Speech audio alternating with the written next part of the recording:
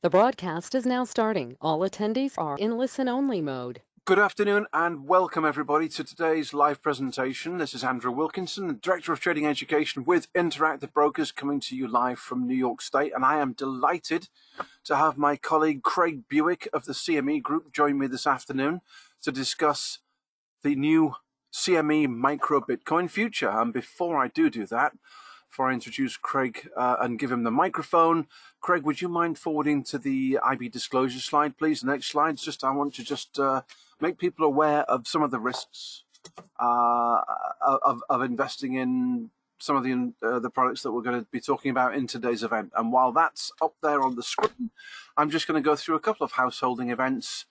Today's event's being recorded. You will receive a link in your email later on this afternoon, probably 2 hours after the end of today's event when Craig's wrapped up.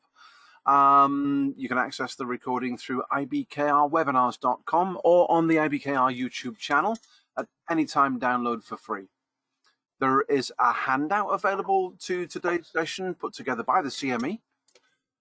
If you expand in the GoToWebinar pane, the handouts link, you'll see a link there for a PDF to download today's presentation from Craig. Craig, you may move on to the next slide for us. If you have questions throughout, please type them into the question panel and we'll have a Q&A with Craig at the end of the session. So Craig, if you want to unmute your phone, I'd like to say happy Star Wars Day. It is the 4th of May. So may the 4th be with you. And tell us all about the new CME Micro Bitcoin future. Great. Am I already unmuted? No, yes, we can hear you, Craig. Okay, great. Yeah, I don't think I was on mute. Well, Andrew, I appreciate that introduction. And as always, on behalf of CME Group, I'd like to thank both Andrew and Interactive Brokers, not only for this webinar, but for being a great partner to CME as we kind of spread the word on futures and options on futures to individual traders all over the globe.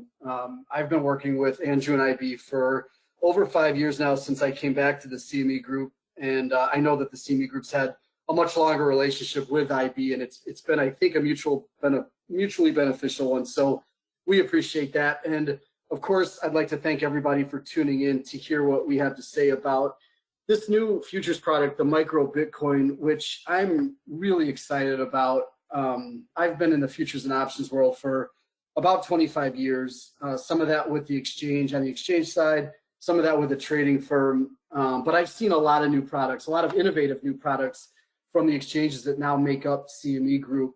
But I got to say, when I think about this product and the explosion in interest that we've seen from the trading public in cryptocurrencies over the last 6 to 12 months, and when I think about the explosion in interest we've seen, really around the globe from individuals kind of taking control of their financial destiny and opening up self-directed brokerage accounts, and the institutional applicability of this product, and you combine that with really some unique benefits and characteristics that I think this product has over what's available in the market today, I don't think it's an overstatement to say that this could be a game-changing product. So I'm really excited about it, and I hope that everybody shares some of that enthusiasm, and that's why you're here. So we split the presentation into 3 parts. The first part, I'm going to give a little bit of a history and a background on cryptocurrency derivatives at CME Group. Then we're going to go into the real nuts and bolts of this product itself, and even some nuts and bolts of futures, because we think that this product could open up the world of futures to traders and individual investors who've never traded a future. So we're going to go into a little bit of that, and then we're going to get into some volatility characteristics and some use case scenarios at the end. So we've got a lot to cover. I'm going to cover some slides in depth. I'm going to fly through others, but let's get started here. Here's our disclaimer. I'm not going to read it word for word, but what I would say is that the CME Group marketing and education departments have spent a lot of time and resources putting together what I think is a world-class educational website and portal in the CME Group Institute and the CME Group Active Trader website. So I would encourage anyone, whether you're a first-time futures trader or a seasoned veteran, to go check out those resources, because I think there's something for everybody, and I think it's impossible to know too much. So I would encourage everyone to go check out those 2 resources. So with that, we're going to jump into it. There's the agenda that I talked about. So what's the narrative? Why now? Why are we doing the Micro Bitcoin now? Well, and what's going on in the space. Well, first of all, I think it's undeniable that we're in an extremely low interest rate environment. And while we know that can change at any time, and in fact, like an hour ago, I think I heard that Janet Yellen even said that, she thought that rates might have to move up. So we do know that rates can move up at any time, but for right now, and if you listen to our Federal Reserve Chairman Powell, he says he's going to try to keep rates low for a while. That's where we're at, especially on the short end of the yield curve. So we've got these really low interest rates combined with a massive amount of money out there, both from the stimulus packages that, certainly you've heard about, and also the fact that a lot of individuals haven't been able to spend as much money over the last year because of the pandemic-driven lockdown. So there's, an increased savings rate, for a lot of people in the United States. So you've got this combination of a lot of money, very low yielding debt instruments, and the money's got to go somewhere. It's got to find a home. It's got to find returns. And so we think part of what's driving the price increase that we've seen, really in the last 6 months, but in earnest over the last 3 to 4 months in cryptocurrency, is just this kind of money looking for alternative investments or being driven to alternative investments like Bitcoin and cryptocurrency. So, that's for starters. The second bullet I think is pretty interesting. Rapidly earning a reputation as digital gold. So, and I want to be clear before I even get into this, I'm not here to say, and the CME's not here to say that gold is going away in any form as a store of value or an inflation hedge in which it's acted for, decades, if not longer, and gold's going to be around and serve those purposes. And we're not saying that it's going away, but what we have seen is some of those characteristics start to manifest themselves in Bitcoin and other cryptocurrencies. And where I think that gets really interesting is that I think it's fair to say that, we might be living through the biggest modern monetary theory experiment that any of us have ever seen.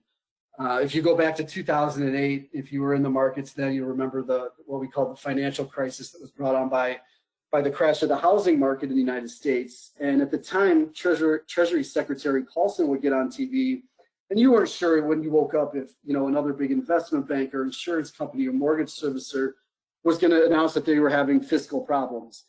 And Paulson would get on TV and talk about, another multi-billion-dollar aid or relief package. And at the time, those billion-dollar packages seemed jaw-dropping. That was huge. Well, fast forward to today, and it feels like every time you wake up, you're hearing about another trillion, the T word, right? Another $1 trillion of spending. So I think it's pretty clear that, we're spending a lot of money. I think that's fair to say. And, you've got people like Warren Buffett saying that he already sees inflation. But I think almost all experts would say that one of the possible outcomes of the money that we're spending is that we see inflation like we haven't seen in a long time. And, like I said, some people would suggest that we're already seeing it. It's just not being reflected in the CPI or PPI that much yet. But if we start to see inflation, it will be very interesting to see if these cryptocurrencies do wind up acting as another asset or another asset class that allows people to, use them as an inflation hedge or a store of value, like gold has always, has been for a long, long time, and most likely will continue to be. But what will be interesting, I think it's too early to tell, but we have seen signs that cryptocurrencies could become that. So it's another reason to kind of follow this asset class. Third one, adoption by firms like Fidelity, BlackRock, Goldman. So, I think if we wanted to make this list comprehensive, we'd have to update it daily, if not hourly, because it feels like every other time you turn on the TV, there's another company, another well-established big company that's either accepting Bitcoin or cryptocurrency as payment for goods and services, or investing in cryptocurrency, or helping customers invest in cryptocurrencies. So all of this kind of underscores, to me, the fact that this has become a legitimate asset. And whether or not you believe that, you don't have to. Obviously, that's our opinion. That's why we're doing this. But even if you don't, it's gotten too big to ignore, I think. It's a big established asset class, and it's happened quickly. But this bullet just underscores that point. Underlying blockchain technology gaining widespread. So we could probably do a webinar a day on blockchain and not even scratch the surface. But I think that if you consider that even the possibility that it realizes a fraction of the potential that people talk about in terms of revolutionizing payment processing, from anything from your fast food lunch to your mortgage and who knows what else. But when you listen to the potential that people say that it has to really revolutionize that in and of itself is a reason to follow this asset class. And then the next bullet point, astronomical returns. So clearly we've seen, price appreciation in this, astounding price appreciation. And I think we all know that it's very volatile. And we're going to get into just how volatile the product is, which makes for a good investing and trading instrument. And then finally, you combine all of these attributes of cryptocurrencies and Bitcoin, and then you combine that with the CME Group's 170 plus years of providing risk management through the clearinghouse, efficient, fair, transparent markets. And that's why I think this is a really exciting product. So where does Bitcoin and cryptocurrency fit into, some other asset classes? Well, you look at gold, right, at 10 trillion. The funny thing about this slide is it wasn't done that long ago. It was done in January of this year. But if we were to update it just a few months later today, you'd have to move that, the point where it says all cryptocurrencies at close to $1 trillion would actually go between gold and Apple now. The last I saw was like 2.3, maybe with today's decline of Bitcoin is 2.2, but it's over $2 trillion.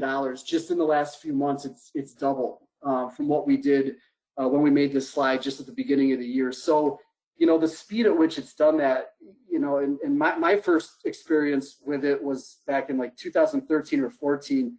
I was interviewing a computer engineering student for a job he was a student at one of the top 5 engineering schools in the country. One of the line items on his resume said that he was a Bitcoin miner. And so of course I asked him what that was. I may have heard of Bitcoin at the time, I may not have, but of course I asked him what it is. And he gave me the standard definition of a digital currency, and said he networked a few computers together in his dorm room and he mined Bitcoin. And I said, what? And he said, yeah, I solve math problems, and for that they give me Bitcoin. And I said, so you have to figure out the math?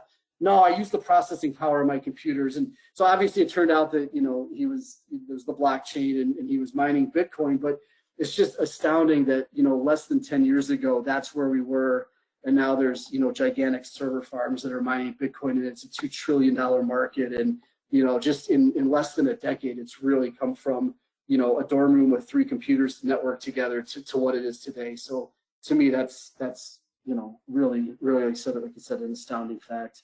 And of the cryptocurrencies, here's kind of the big ones that make that market cap up. And obviously the 2 big ones, Bitcoin and Ethereum, which incidentally are the 2 cryptocurrencies that the CME lists futures on.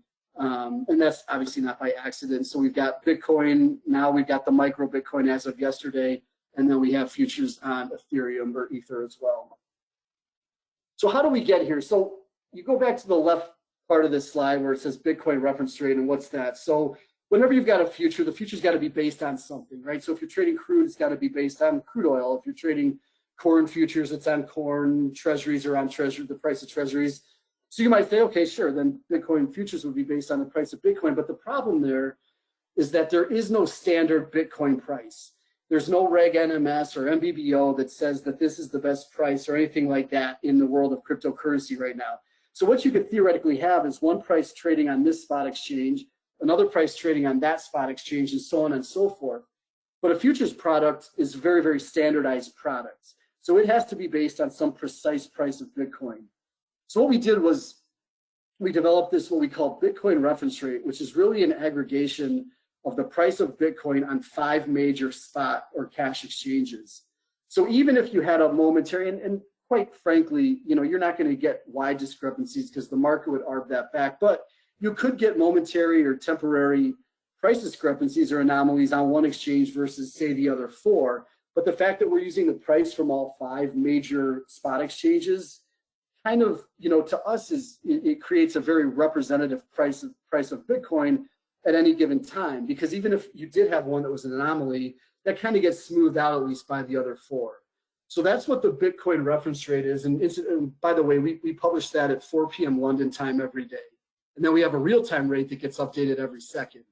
So in 2016, we established this Bitcoin reference rate. And once we did that, we had the price on which we could base the future, which we launched in late 2017. So at the time that, until yesterday, that was the only futures contract we had on Bitcoin. And that's a 5-coin contract. So basically, if you do a one lot, as we call it, or one contract of the standard Bitcoin, you're basically are gaining the exposure of 5 Bitcoins, which right now is, what's that, $275,000. I think at today's price, or just slightly less than that. So it's a big contract. It's a lot of Bitcoin exposure, especially for an individual trader. So in 2018, we launched a similar reference rate for the Ether, but we didn't launch Ether futures right away. And in fact, we launched options on the Bitcoin in 2020. So we also have options on Bitcoin if options are more your thing. And then earlier this year, we launched the future on the Ether. And then just yesterday, we launched the new micro Bitcoin, which we're going to get into, which is 1/10 of one Bitcoin, or 1/50th the size of the current contract. So whereas, the standard Bitcoin is worth, call it about 55,000 times 5. So, close to around $275,000 today. The new micro Bitcoin is about a $5,500 contract. So much more manageable for a lot of individual traders. And here's just some slides on the reference rate, but we've already gone over that. This is from our website. You can go there. The 57,671 is the reference rate on the day that we put the slide together, and then the real-time index, if you were to go to the website, would be changing every second as the index changed. So, what's it done? Well, you can see here on this slide that in 2020 we averaged about 8,800 contracts of the big Bitcoin future per day.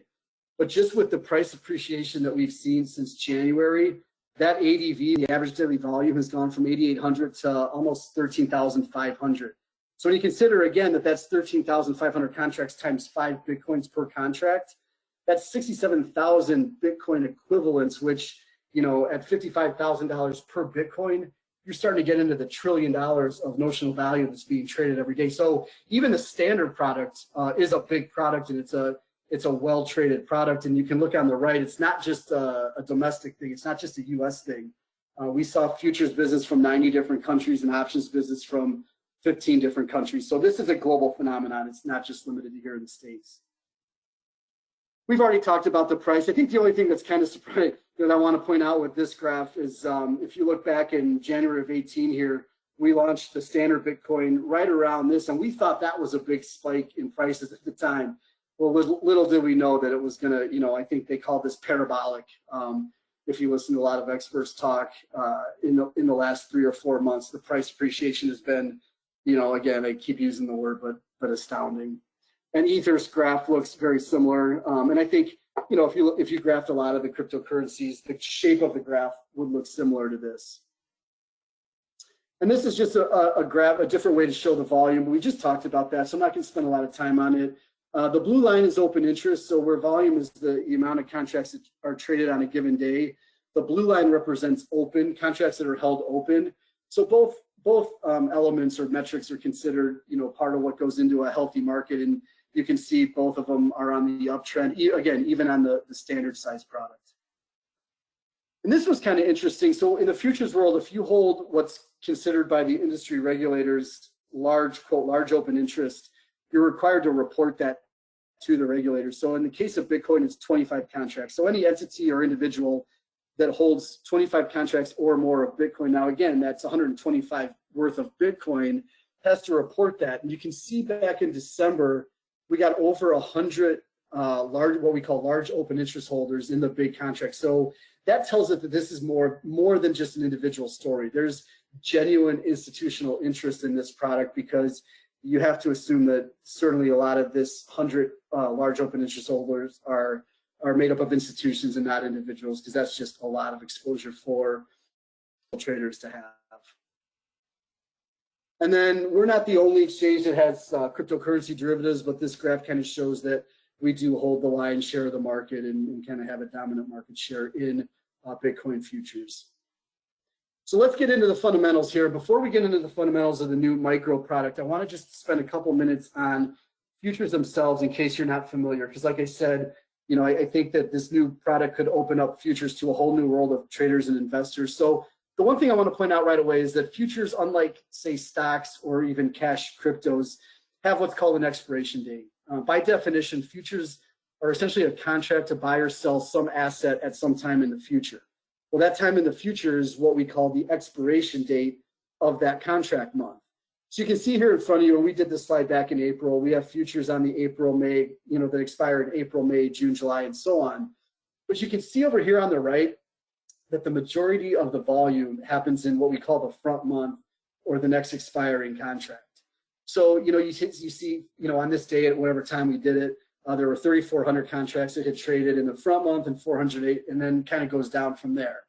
So I'm not here to tell you what month you would want to trade if you're going to trade micro Bitcoin futures, but just know that most of the volume happens in that front month, and associated with volume is liquidity, and associated with liquidity is efficient markets and transactions. So, just know that that's where the business, kind of tends to trade. And this is just kind of a graphical illustration of the same. So if you go back, we went back to the beginning of November of last year, and this black line here on the left side of the graph represents the November contract expiry at the beginning of November. So you can see that most of the business as we go through November is happening in this black line. But then at the end of November and beginning of December, the volume in the November contract obviously then falls to zero as it expires on the last Friday of the month. And then the blue line, which is the December contract, picks up that volume. And then you can see through December, the volume's in the December contract, and then it falls to zero, and then January. So that's just kind of how futures work. You'll see the majority of the volume in that front month, and then it expires, and then the next month kind of picks it up. So what happens when it expires? What happens when a future expires? Well, there's some products at CME, and a lot of times when I talk to people that aren't that familiar with futures, they say, I don't want to trade futures because I don't want an oil tanker winding up in my front yard, or a bunch of corn in my driveway or something like that. And that is true. Now, the fact is most retail brokers aren't going to allow an individual to hold a contract that goes to physical delivery like that until it expires. They're going to make you get out of it. But there are some products at CME Group, like the ones I just mentioned and more, that when they expire, they settle into a physical delivery. So if you were able to hold a long corn futures contract until it expires, you actually would have to take delivery on 5,000 bushels of corn. If you were short, you'd be obligated to make delivery of corn. With the Bitcoin futures and the micro futures, they're what we call cash settled products. So if you hold a Bitcoin or a micro Bitcoin future till it expires, it simply expires, goes away in a cash transaction. So if you were long, say the April contract, and you held it to expiration, by long I mean you bought it. If you bought the April contract of Bitcoin, and at expiration the price is higher than when you bought it, then your account has more money in it than when you bought it. If it was lower, then your account has less money in it than when you bought it. But that's all that happens. So when it expires, which incidentally is 4 p.m. London time on the last Friday of the month, we simply do a cash transaction or a cash transfer of the profit and loss. Now, in reality, that actually happens every day. So every day your position gets what we call mark to market. So we do a debit or a credit depending on whether the price moved for you against you on that day. But the final cash movement happens on expiration, and then you're done. You don't have a future. You're what we call flat in the market. Well, you might say, but I want to maintain my exposure. I thought Bitcoin was going to go up. It has, but I want to stay long. Well, then you do what we call a futures roll. And that's a very simple, it's just another word for a spread transaction. So essentially what you would do, again, if you were long the April, going into that, like for example, last week, it expired on this past Friday, the April expiration expired last Friday, you would simply sell the April and buy the May. So by selling the April, you're flat in April, so you no longer have a position there, and then you'd be long in the May, and you would maintain that long Bitcoin exposure. And what's nice is that at CME Group, we have market makers, liquidity providers that are always going to quote that spread on the roll. So you don't even have to do two transactions. You don't have to both sell May, put an order into sell May and an order into, April and an order into buy May. You could actually just sell that spread in one transaction, which is one transaction that both sells the April and buys the May. And you can see the market here on the screen in front of you. And that market tightens up, and we have liquidity providers every month in every product during the roll. And by the way, the roll is as old as futures themselves, and it's done every month in every product by everyone from individual traders to the most sophisticated financial institutions in the world. It's just part of what goes into the futures market. And here's something I want to touch on real quick, because I don't want somebody to walk away, go look at the price of a future and then the price of like the BRR or some spot market that you're seeing Bitcoin on and go, hey, futures are a ripoff, they're more expensive. Well, they're not more expensive. The reason that sometimes, not all the time, but sometimes you'll find the futures price is higher than the spot price is because one of the nice things about futures actually is that when you get into a futures contract, so let's say you buy a futures contract, you don't put all the money up front, right? You're just entering into a contract and you basically put up a fraction of the money as what we call margin, or really it's a performance bond. So because you're only putting up a fraction of the money, there's a time value, obviously, because nothing's free in finance, right? We know that. So there's a time value to the money that you're not putting up. So you can almost think of it as a loan that has the duration or maturity from the time you put the futures contract on until it expires. So because there's that time value, sometimes the futures price is going to look or will be higher than the cash price. But again, if this was something that was unfair, quote unfair, or nefarious or anything, or inefficient even, then you wouldn't see, again, some of the most sophisticated financial institutions, including central banks all over the globe, using futures. It's just what we call implied financing in the futures world. Then just a couple other things. So getting into a little bit more, we're going to get into it. The micro Bitcoin, like I said, so the micro Bitcoin future is worth 1/10 of one Bitcoin, right? So 1/50th the size of the standard Bitcoin future. So, when we did the slide, you can see that it was about $6,300 worth of Bitcoin with, we had a decent sized price decline today. I think it's down around $5,400 or $5,500 if you buy one or sell one contract of the micro future. So I just touched on margin, in the futures. And I want to explain that because it's different than the stock or equity world. So you can open up a margin account with Interactive Brokers, let's say, and let's say you put $50,000 in your account and you're trading stocks and you want to buy $75,000 worth of Apple. Well, you can buy that extra $25,000 of Apple stock in your margin account, but that $25,000 is going to be a loan from your broker on which you pay interest. So I want to be clear that in the futures world, when we say margin, it's really a performance bond. It's really you putting money up, saying I'm good for this position, but it's not a loan and you don't pay interest on it. So while the word is the same, the context is actually fairly different when you're talking about a margin loan in equities and the margin performance bond that you put up in futures. And finally, the last one, can I short micro Bitcoin futures? I think this is a very important aspect of futures versus the cash cryptos and even stocks, where if you want to get short in any futures market, including Bitcoin, you simply sell it. It's that easy, right? If you enter the day flat without a position and you sell Bitcoin, that means you're short. There's no locate requirement. There's no borrow cost. There's no, hard to borrow fees if a stock is heavily shorted or anything like that. It's as simple as if I want to get short, I sell it. If I want to get long, I buy it. And it's really that easy. So I think that's a big difference between the cryptocurrency futures market and the cryptocurrency cash market, is the ease at which you can short a Bitcoin if you think, one, the price is going down, or if you're holding the cash and you want to hedge it with the future. Either way, you can short that futures market very easily. Then just a couple of benefits. We just talked about trade a slice of the Bitcoin. It's 1/50th the size of the big contract. Price discovery and transparency. As I mentioned earlier at the onset, CME Group has over 170 years of providing risk management and fair and competitive markets in a wide range of asset classes, and now including cryptocurrencies. Obviously, cryptocurrencies now for 170 years, but we have a lot of experience in risk management and fair and transparent markets, and I think that's important. If you go to your trading screen and you see Bitcoin prices, one bid at two, that's what it is. And if you get to that two offer because you want to buy twos before some big, huge hedge fund or investment bank, then you get them. There's no price preference or anything like that. It's first in, first out. So if you're first in the price, you own them, no matter if you're trading a 1 lot, 100 lot, or 1,000 lots. So again, very level playing field in futures. Scaling Bitcoin exposure, we're going to get into that in a little bit. And then capital efficiency is what I just mentioned before, in that when you get long a futures contract, you don't put all the money up front. In Bitcoin, I think it's between 35 and 40%, which is a little bit higher margin than some of our other products because it is more volatile. But again, you're not putting anywhere near 100% up of the margin or of the price of Bitcoin. Here's some contract specs for both the standard and the micro Bitcoin. We've gone over a lot of this, I think a couple important notes are that our markets at CME Group for most products open at 5 p.m.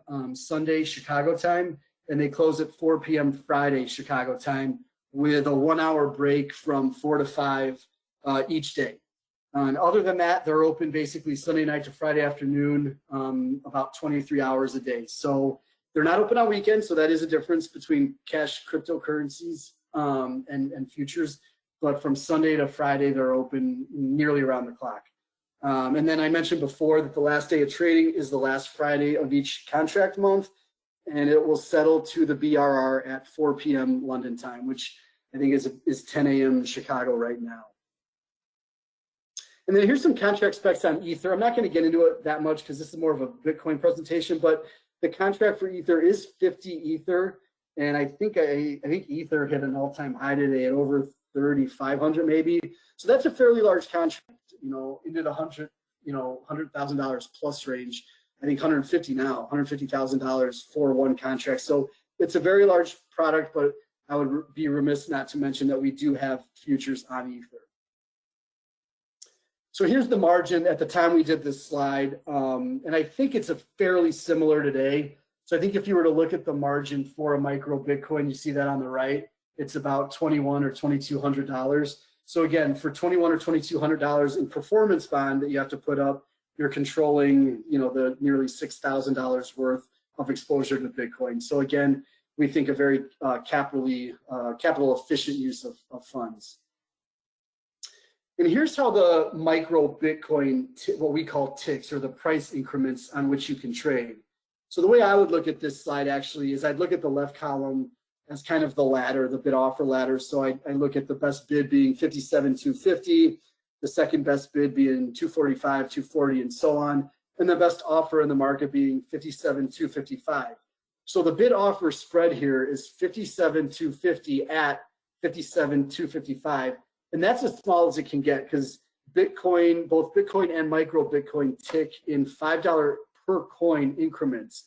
But what that means in the micro, because it's 1/10 of a Bitcoin, is that $5 is actually a 50-cent bid offer.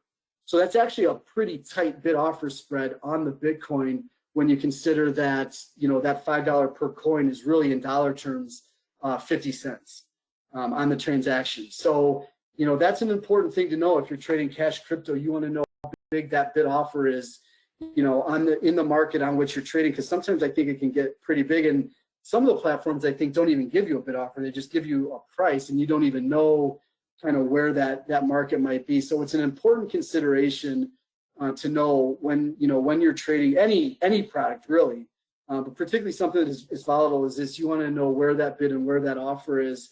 And if it gets wider than that, maybe, you'd want to put an order in the middle, and you can be that at the CME Group. You're allowed to do that. If this market was 250 at 260, 57,250 at 260, you could be 255 bid or 255 offer and see if you get filled on either side. So, again, you're allowed to do that at CME. It's a level playing field.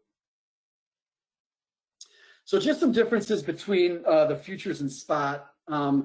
If you're at all familiar with the spot crypto markets, you know that you have to have a wallet. And I think a lot of the exchanges now kind of do that for you when you sign up for an account. But you do need that digital wallet if you're holding cash cryptocurrencies. Whereas in futures, you simply need a futures enabled account. So if your account at Interactive Brokers is enabled for futures, then you can trade futures. And there's no wallet or anything like that you have to keep track of. And I know that there's been some breaches of some of that stuff too in the past. There's nothing like that in futures. It's simply a futures account. The capital efficiencies we went through. Regulated market. A CME Group is a heavily regulated, the national regulatory body is called the Commodity Futures Trading Commission, CFTC, and it regulates all the futures markets in the United States. Whereas in the cryptocurrency market, I think that's sort of a TBD. The regulatory environment for cryptocurrencies is, I think a work in progress, at best right now. And I think it's anybody's guess as to what that might ultimately look like, but it's nowhere near as regulated as a futures market. There's potential tax efficiencies or benefits to trading futures. I'm not going to get into that a whole lot, but in some cases, particularly in short-term trading, you can realize tax benefits in futures versus some other products like crypto or equities. Clearinghouse risk mitigation. I touched on this a little bit. If I, enter into a transaction to buy Bitcoin on CME Group, it doesn't matter to me who I bought that from, because as soon as I make that transaction, the CME Clearinghouse steps in between it and is the buyer to every seller and seller to every buyer. So if the person or entity with whom I traded, goes bust, loses all their money and can't pay, I don't care, because the CME Clearinghouse is guaranteeing my trade. I don't have counterparty. I don't have bilateral counterparty risk to that other party. I mentioned the number of years that we've been doing this, and then I talked about the ability to go short, which again, I'll emphasize, I think is an important part of cryptocurrency futures trading. Here's a sample cryptocurrency exchange cost. And what we did here is we looked at Bitcoin when it was trading at $62,000. So essentially one micro future would be worth about $6,200 at that time. And on the particular exchange we looked at, that was going to be a fee of $92. Now I know some exchanges are less than that, and everyone has their own pricing, but I want to emphasize to everybody on the call that you need to look at pricing when you're making these trades, because when that commission or when that fee at the exchange gets too high like that, it can eat into your profits pretty quickly. So just be aware of that. And I already touched on the bid offer and how important that is to transaction fees. So both of those things are something that everyone should be cognizant of when they're looking to trade crypto or crypto futures. So the last part here, we're going to get into a couple of use cases first. And this one is about as simple as it can get, but just to kind of show a very simple P&L example of a micro Bitcoin trade. So we have a hypothetical trader that on May 3rd bought one micro Bitcoin future for $59,000. Again, because it's 1/10, because the future is 1/10 of a Bitcoin, the notional value of that trade is simply $5,900. And then hypothetically, we say that the next day on May 4th, the price of Bitcoin had gone from $59,000 to $61,000. At which point that trader sells the position that he had assumed on May 3rd for $61,000, which again is a notional value of $6,100. So the profit or loss on that trade is a $200 profit, right? Because the trader bought it for $59,000, sold it for $61,000. Because it's 1/10, it's not a $2,000 P&L, it's 1/10 of that, or $200. So the P&L on that trade is $200. Got a window cover and the margin requirement. So that's TBD, but I think the margin is close to what we had on that other slide, which is around $2,100, if I'm not mistaken right now. So that would be the margin that that trader had to put up to assume that position. And I should mention, as in this example, there's no requirement at all to hold a futures contract till it expires. You can buy and sell futures contracts all day long, and there's no blanking on the rule in the stock world, pattern day trader rules. There's no pattern day trading rules if your account isn't big enough in the futures world the way there is in the stock world. So like in this example, the trader bought it on May 3rd and sold it on May 4th. That's fine. I just wanted to make sure I pointed that out because I talked a lot about futures expiration before. This one is a quick example of scaling. So the way I best explain this one is assume a scenario where we didn't launch the micro Bitcoin yesterday. And we only had the big Bitcoin, which is 5 Bitcoins big, and assume we have a trader who's well capitalized enough and has a risk appetite to put on 5 Bitcoins, but no more than that. So let's say that trader put that, bought one regular Bitcoin at the point in the chart where we have long 5 here. And then let's say the price went up to where it says sell 3. Well, that trader, if there was no micro, only has one option with his one contract. He can either sell it and take his profit, or he can hold it and hope that it keeps going up as the price did in our example. But with the micro Bitcoin, it allows a lot more flexibility in the trade. So this trader bought 5 micros, which is the equivalent of half a Bitcoin, right? So buying 5 micros at the same price level, and then it went up to where it says sell 3. That trader can take some of his risk exposure off and sell 3 of it, but maybe according to the charts or whatever that the trader's using, they think it's going to keep going up in price. So they hold on to 2 of the 5 that they bought bought. So that's what we call like scaling out of a position. And again, because the micro is a much smaller contract, it allows you to do this much more easily than if there was just the big contract, which, you know, if you buy 2 of those is 10 Bitcoins, which is a lot of Bitcoin exposure, obviously.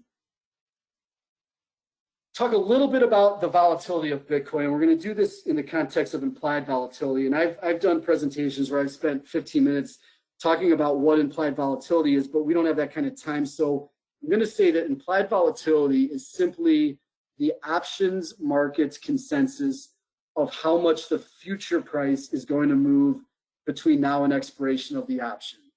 So if an option is trading with a high implied volatility, it means the options market as a whole is saying that that particular future is going to move more than a product that's trading at low volatility.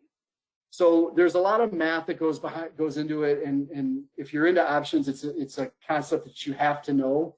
But I think for our purposes, just knowing that the higher the implied volatility means the options market is pricing in more futures movement, and not in one direction. Implied volatility has nothing to do with direction. It's just the magnitude of the price move that the options market is pricing in.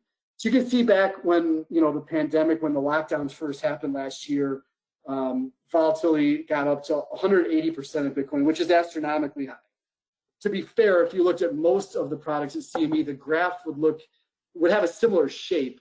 It wouldn't have the same absolute numbers, but would have a similar shape during that time period because, you know, we were experiencing for our lifetime unprecedented economic shutdowns globally, and no one really knew what was going to happen. So as you can imagine, option market, you know, people that were selling options demanded a lot of premium, which is kind of saying they were demanding a lot of implied volatility when they sold options. So that makes some sense. But what's interesting is back just a few months ago in January, it got back up to 160%, which is, again, I mean, it's an extremely high volatility product relative to a lot of the other products that the CME lists on its exchange. And here's what it means kind of in dollar terms. So I'm going to give some credit to my esteemed colleague, Dave Lerman here, who put together a lot of these slides and does a lot of these presentations. But he likes to look at implied volatility in terms of percentiles. So we're going to use the 50th percentile as kind of quote normal or average, even though I know it's not a straight average. We're going to kind of use that as kind of average Bitcoin volatility, which, you know, it's 66% as an annualized number, because that's how implied volatility is typically quoted. If you break that down into a daily volatility, it's about 4%. Well, what that means in dollar terms is that the options market is pricing in a 4% daily move within one confidence interval or one standard deviation. Well, in dollar moves, that's almost a 2,500 point move in Bitcoin. So what the options market is saying is that within one confidence interval, we can expect a $250 in the micro, or what is that, $12,500 move in the regular Bitcoin contract per day. So that's a pretty volatile contract, particularly when you start looking at it in dollar terms, and particularly when you go out to 2 standard deviations, right? And now we're looking at a $500 move on the micro and a $25,000 move in the big contract. So a lot of price volatility there. I put this graph together to kind of show what Bitcoin volatility looks like compared to some of the other products that we list at CME Group. So the black line here on top on the right side is Bitcoin implied volatility.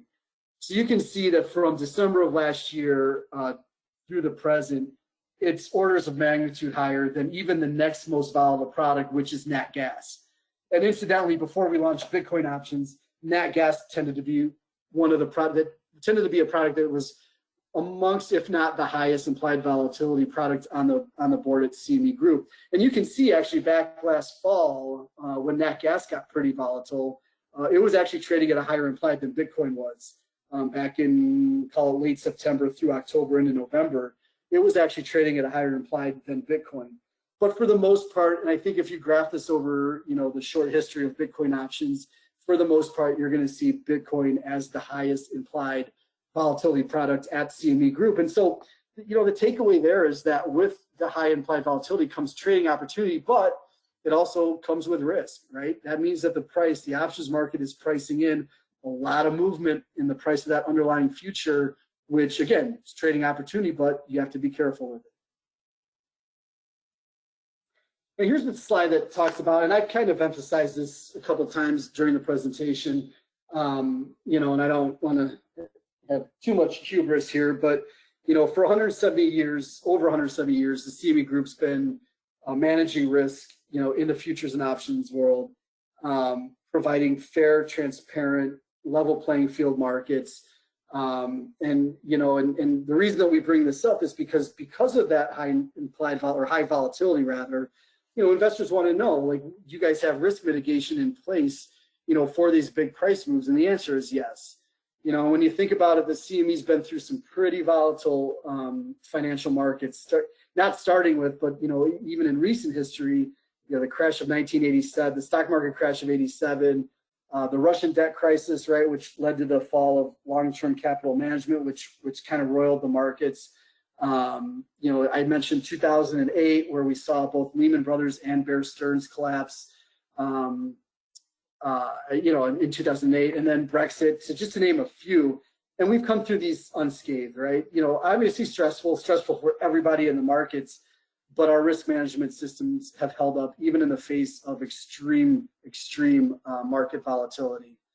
Our margining system allows us to change those margins if we have to because of, risk considerations. And moreover more than just the clearinghouse risk, we've got risk mitigation built into the match engine itself. So we have all sorts of risk, for lack of a better term, risk management technology built into the match engine to prevent, momentary order imbalances and spikes and things like that, that are at the engine itself, at the engine level itself. So I guess my point is that, we've been doing this a long time, and, I think that, it's fair to say that we're experts in providing risk management and efficient markets.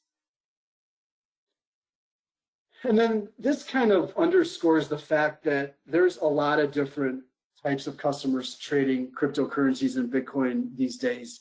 And you can see on the slide, everyone has, different uses for them, and things like that. But it's everything from the active individual trader to the prop firm that's providing liquidity, to the hedge fund that might be taking a speculative stance, to pension funds for asset allocation diversification. And it's just, and we mentioned the corporate before. More and more, I think I saw a couple weeks ago, Miami-Dade County in Florida was going to start accepting Bitcoin for tax payments. So, more and more, this becomes a mainstream asset class, and this slide just, like I said, just kind of emphasizes that. And then, you can see this slide, and it's just kind of more of the same of what I just talked about. MicroStrategy, the world's largest business intelligence firm, about 250 million in Bitcoin, making it its primary treasury reserve. So you got a big established company using Bitcoin as its reserve currency, if you will. Elon Musk has been in the news a lot, with his Bitcoin, both his and Tesla's Bitcoin purchases. So more and more, it just, like I said, it just kind of becomes a mainstream currency. And then this is the final slide with some more resources about the micro Bitcoin. And what I would also mention is that it's off to a great start. I think we did over close to 7,000 contracts, if not over 7,000 yesterday on the first day. And when I logged on to the webinar today, we were over 20,000 contracts in the micro Bitcoin, which, puts it way up near the top of new product launches at CME Group in terms of volume. It's not the biggest we've ever had, but it's what we would consider an extremely successful new product launch. And we think, as I've said a couple times, that it has, even greater and greater potential as it evolves into a more mature product. So that's what I had today. I think we're going to take some questions if there are some. Hey, Craig.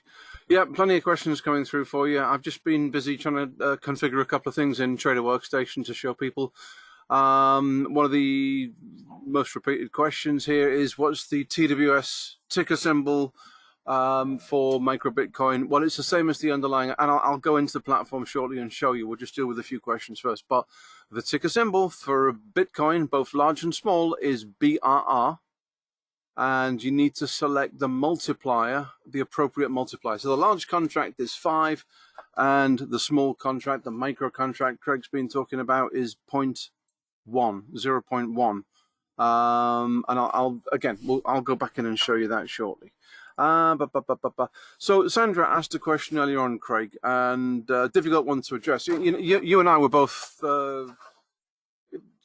futures traders back in the day, and the market closed at 3 or 4 o'clock on Friday afternoon. Then it opened up again either Sunday night on Glovex, or in my case in England, London opened at 8 o'clock in the morning on Monday. And of course, there was a lot of overnight, over the weekend news, political and economic, and whatever the newspaper says. So Sandra asked the question, when are you going to do Bitcoin derivatives 24/7, and why are they not already 24/7, since they're so volatile and many times large moves take place over the weekends? What's your response to that, Craig? It's a great question, and obviously, if you want to consider that a limitation at this point of the futures versus the cash, I guess that would be fair. And we're always looking at the market needs, and I don't have a great answer, and I'm not in a position to really speculate that much on the possibility of CME increasing its hours to include weekend hours. But if I think it's fair to say that if we did see a demand for that, it would be something that would be considered. So it's certainly a fair question, and Andrew's absolutely right, and you're absolutely right. We do see the news cycle doesn't stop, and we live in a very flat world where something that happens in Asia affects us here, and vice versa, and everywhere in between. So it's a fair question, and right now the hours are what they are, but the CME is always looking to respond to the needs of the market. So, and that's kind of all that I can probably say on that. Roger asked the question. I think I know the answer. I'm going to put it to you, Craig, though. He's talking about the subject is a covered call. If I provide Ether or Bitcoin to make a covered call position, will I need dollars in margin as well? Surely you'd need to be long of a Bitcoin futures contract to be able to sell an option. Right. So we're not going to recognize like a long cash position against a short option. But there are, if you're trading options on the bigger contract and hedging with the micro Bitcoin, for example, if you're doing delta hedging, which is another use, by the way, of the micro contract, if you wanted to sort of delta hedge an option position like that, we will recognize that margin offset. So I'm not seeing options available in Trader Workstation for CME Bitcoin, and I thought you said they were available on CME. They are available. I'm not sure beyond that. Right. Okay. That's my homework after the session, to find out where the options live on BRR, but I'm certainly not seeing them. So, for some postulating, Gustavo asked the question, what would happen to the future contract if Bitcoin ceases to exist? You can keep that one really short, or you can say as much as you want about that, Craig. Yeah, I'm not gonna comment on that. I'm not really authorized to comment on such a thing. So yep. I'm gonna, we obviously recognize Bitcoin at this point as a legitimate asset class.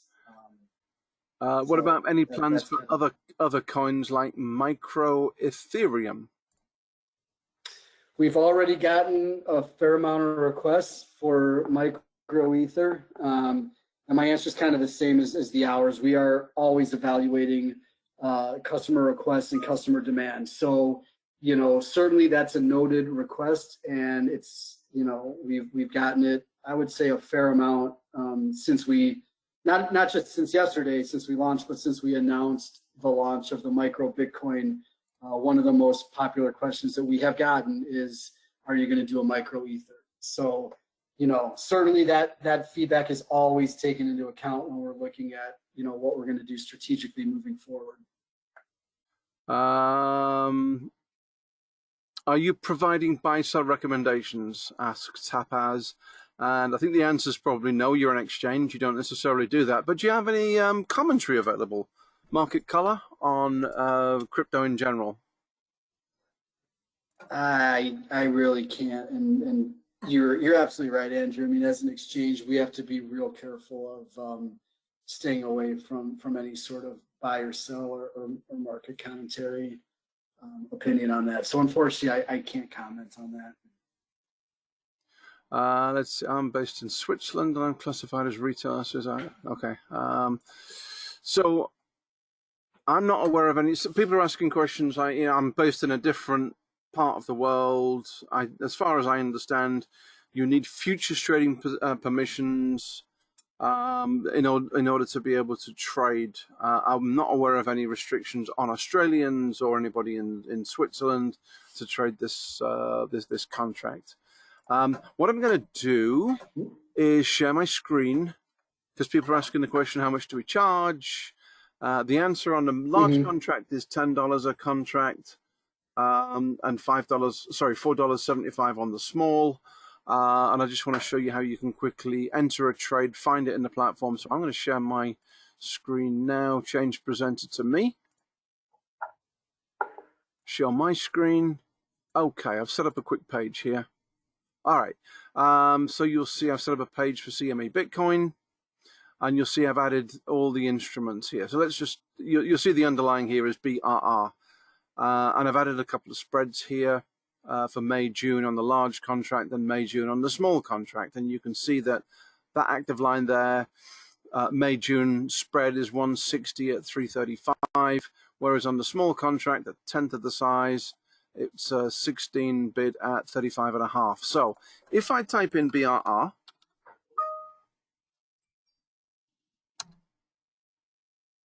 and then I select futures, I just want to point something out to you. Okay, look, if you're not seeing combinations, look down to the bottom of your expansion menu, and there we go. It will unfold if you haven't used that for a while. And there's future spreads smart. I'm going to select futures. Remember, I typed in BRR, and then here's my contract selector. May, June, July. The continuous with the infinite sign is May. I can select more or multiple if I wanted to add all of them like I have done above. But what's really important here is the multiplier. You'll see that because there's now a large and a small contract, we have two multipliers, the large, 5, and the 0.1 is the micro. So I'm going to select 0.1, and I'll bring up more and multiple.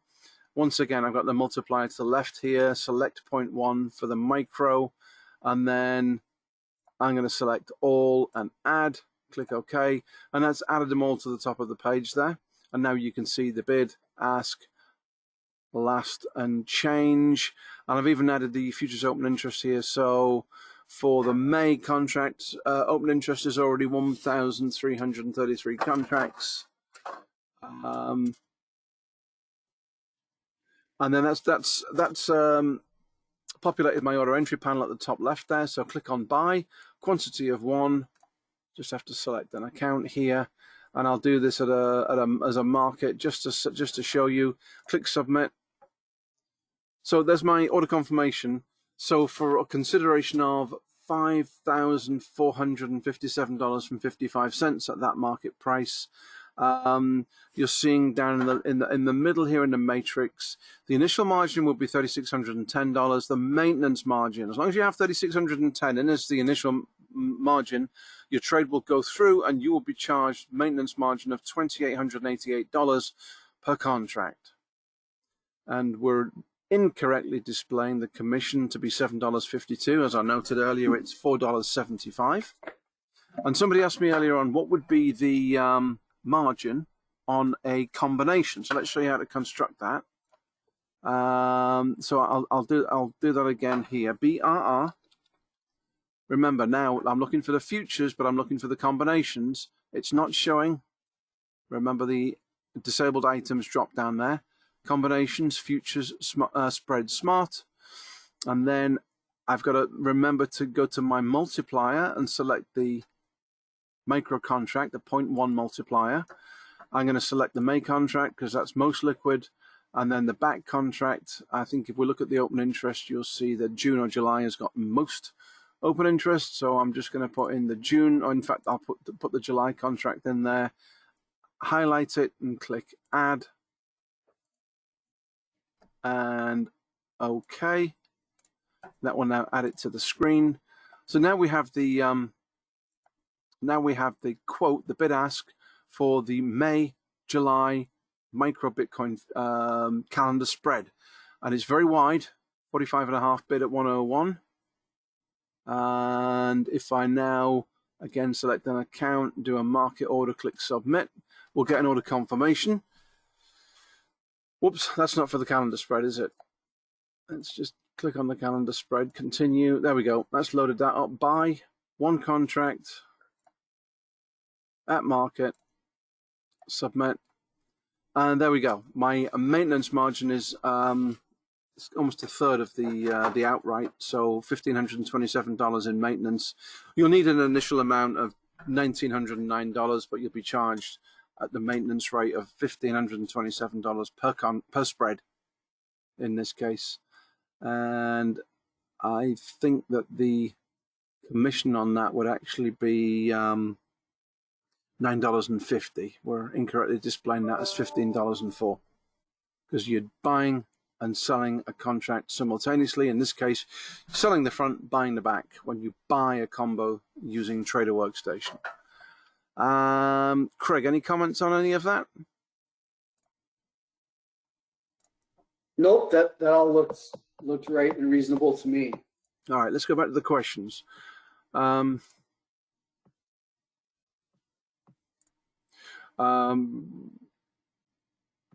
you able to see the screen okay there, Craig, as I was going through that demo? I can see most of it. I'm only on one screen here, so I've got the other. You see my TWS? A little bit. Yes, yeah, I see most of it. Very good, very good. All right. Let's just see. Walter asks a question, are there perpetual contracts or plans to introduce them?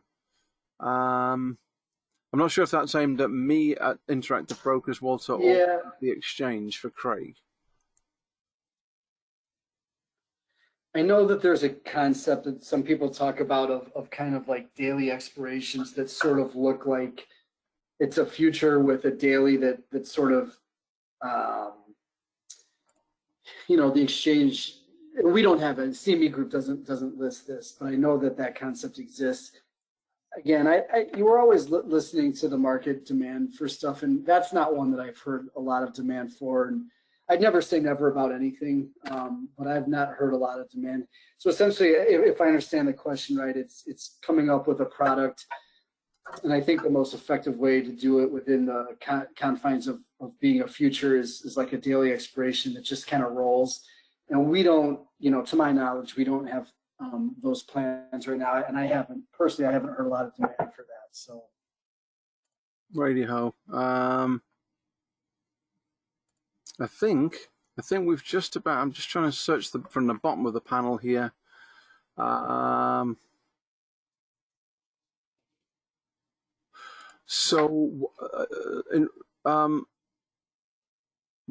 are the September, October, December 2021 contracts not trading on your screen with a C in front of the price? Oh, okay, I see. All right, so there's no liquidity. There's been no trading in September, October. This often happens in futures contracts, right, Craig? The liquidity is all up front. That's where the open interest is.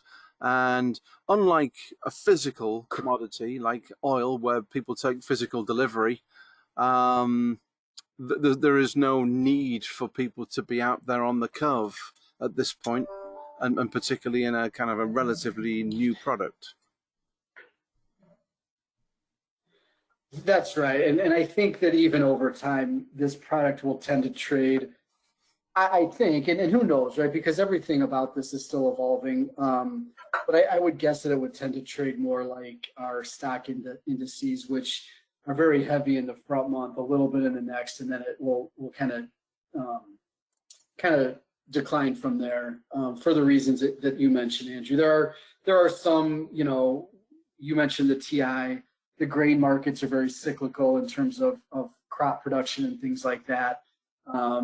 Euro-dollar futures, which short-term interest rate, tends to trade out the curve a little bit like that, but for different reasons. But in a product like this, I think that most of the interest, most of the liquidity, and most of the volume will tend to be in that front month contract, and then to a little bit lesser extent that second, the 1 month deferred.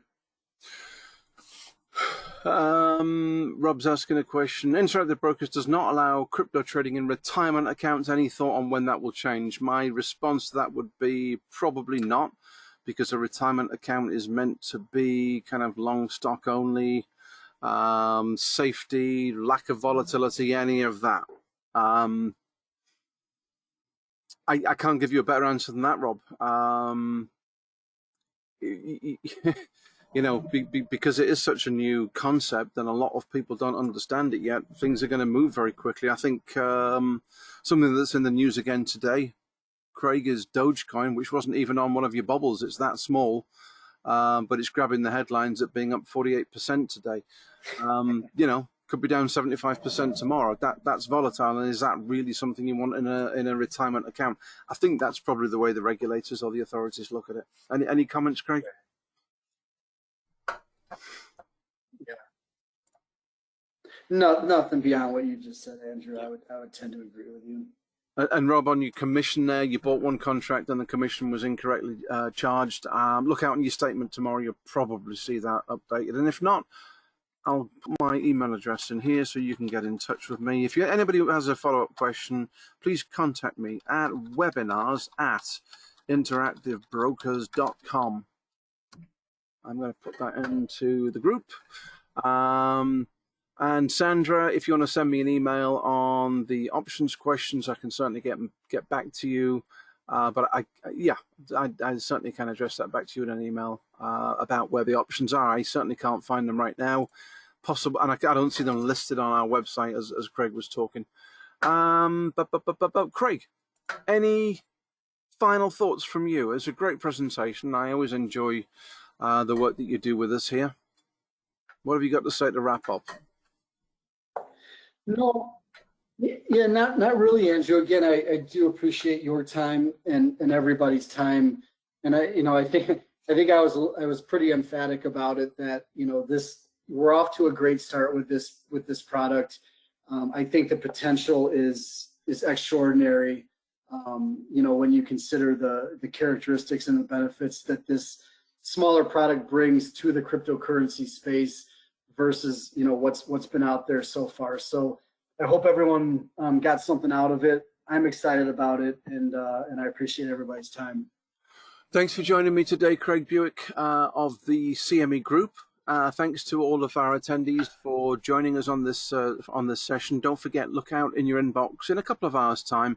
There will be a link to the recording of today's event, and you'll always find all of our recordings at ibkrwebinars.com. Craig, thanks so much again. Thanks to the audience, and we'll see you all next time. Bye for now.